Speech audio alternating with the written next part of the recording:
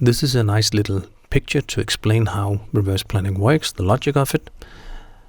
And I will run through it shortly just to give you an overall understanding, and in other videos I will show you more specifically on the details of it.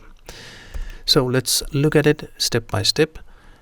Basically we have 4 or maybe 5 different areas. The simple MRP planning and direct replenishments are both to create supplies, to create new supply and only new supplies, so it doesn't change anything, it doesn't replenish anything, it just creates new supplies.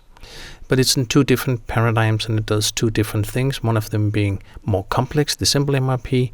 The direct replenishment basically does the same, but it's wrapped in a simple understanding, so it can be used for many different purposes. Move order dates is to move demand dates when it doesn't get better on the supply side. So you want to move demands which is not possible and find those demands.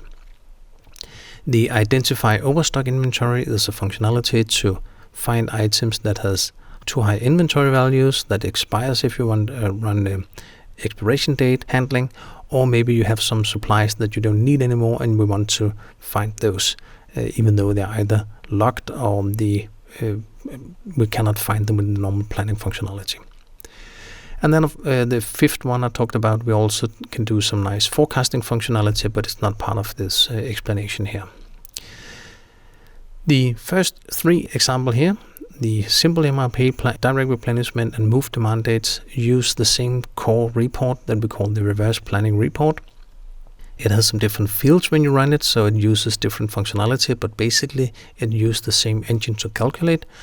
The identify overstock inventory functionality has its separate report, but they all use the same core inventory profile functionality. It's the same logic that we use in our graphical inventory profile and other apps like assign quantity, flexible forecast. So we have a deep core logic on how to calculate that inventory profile.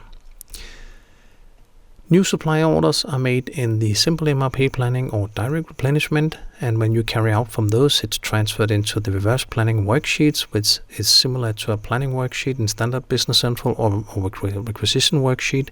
And from there you can create purchase orders, assembly orders, production orders and transfer orders as new orders. The difference from a standard planning functionality is that you only create new supply orders. You don't suggest changes, you don't suggest rescheduling or changes quantities or cancelling, only new supply orders.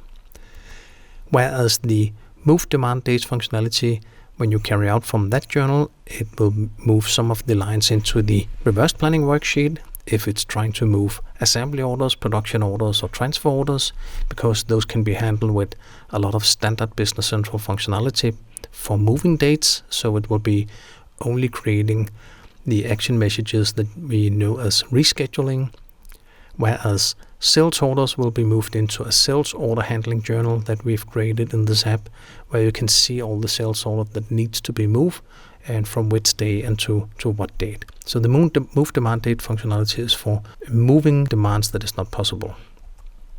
And the overstock inventory functionality is to find inventory with too high value, which has a safety stock multiple by whatever you set up, and there's a lot of way you can set up to find item that is too high on inventory. You can also identify item that expires or has remaining shelf life percentages, maybe item you want to sell out. So if you have set up item that you want to get rid of, you can find them in here and see how many you have left that you need to get rid of.